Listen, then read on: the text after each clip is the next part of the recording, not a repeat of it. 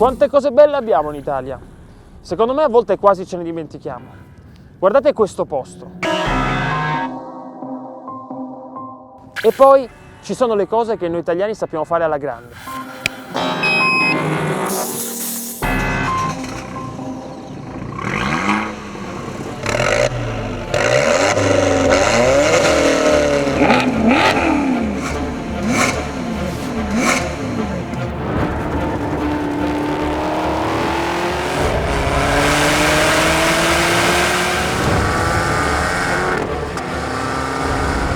La 500 è uno dei simboli dell'Italia per eccellenza, piace in tutto il mondo.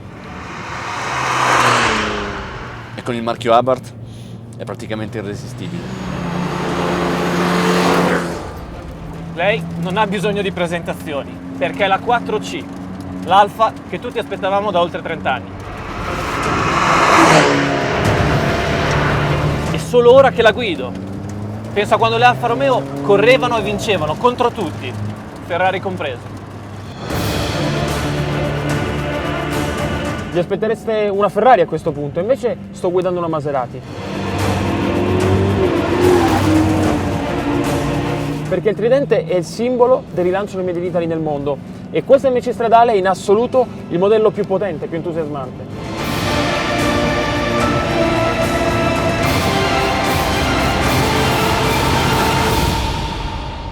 Con un'auto così piccola e potente, meno di 3,70 m per 180 cavalli, sembra di andare forte anche quando non si esagera. Mi piace.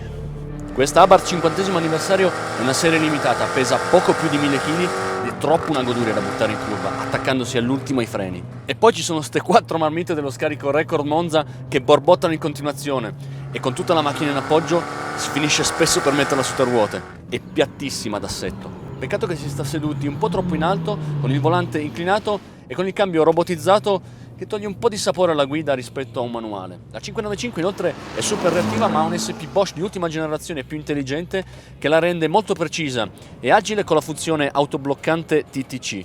Però Fiat poteva mettere un tasto per disinserire tutto o almeno una funzione sport per chi si diverte ogni tanto a fare qualche sbandata.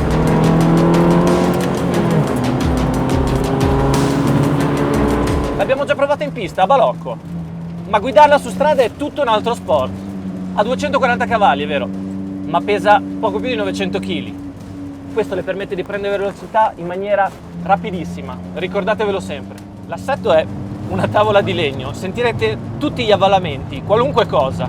Metteteci poi il telaio rigidissimo, in carbonio, delle gommone esagerate e avrete una precisione in traiettoria bestiale. I Pirelli P0 esaltano le doti della 4C. La scolpitura dei tasselli molto piena aiuta in frenata e la spalla rigida dà tenuta e maneggevolezza.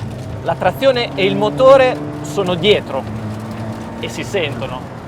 Non c'è modo di scomporla. Il grip al posteriore è granitico, sempre. Questa macchina va fatta girare anche coi freni, dei gran freni, perché altrimenti il rischio è il sottosterzo. E a noi non piace tanto il sottosterzo.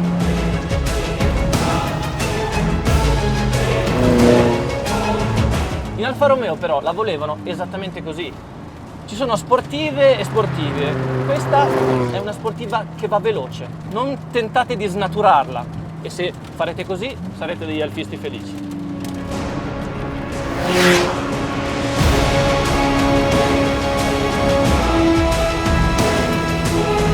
Per favore, aiutatemi voi a trovare un aggettivo per descrivere questo sound.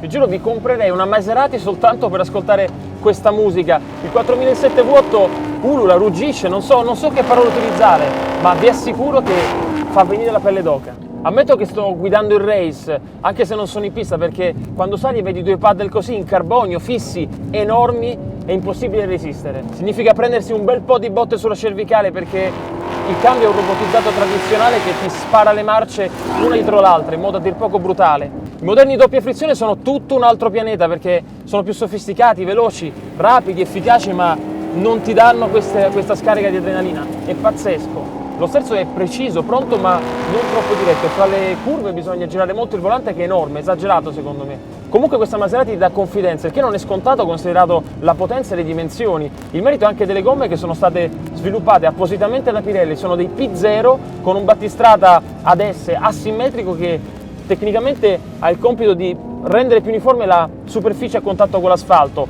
In soldoni si riducono le probabilità di pattinamento quando si scaricano a terra tutti i 460 cavalli, come sto facendo adesso.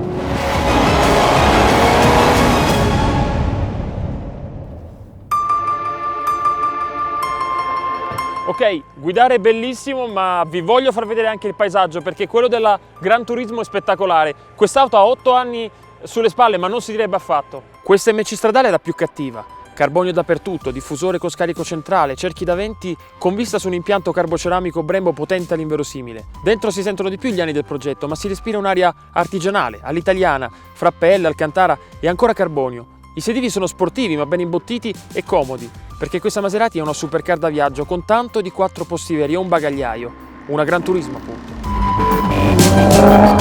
Vedere lo scorpione sulla 500 è qualcosa che fa battere il cuore agli appassionati di tutte le età. La scritta sul posteriore, le grafiche, le cromature sono elementi che hanno fatto la storia delle officine Abarth, come i sedili in pelle bianca e rossa, ispirati al modello del 1963.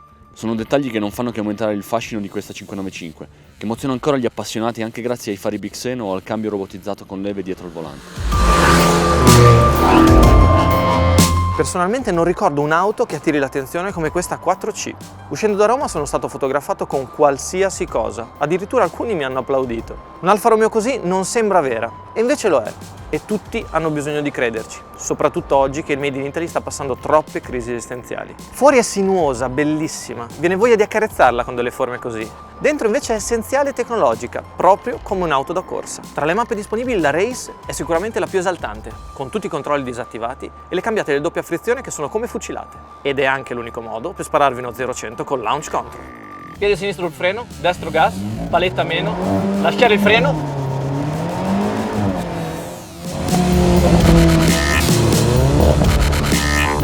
Uno 0-100 in 4 secondi e mezzo è sempre emozionante, ma poterlo fare con un Alfa Romeo tutto dietro ci voleva proprio.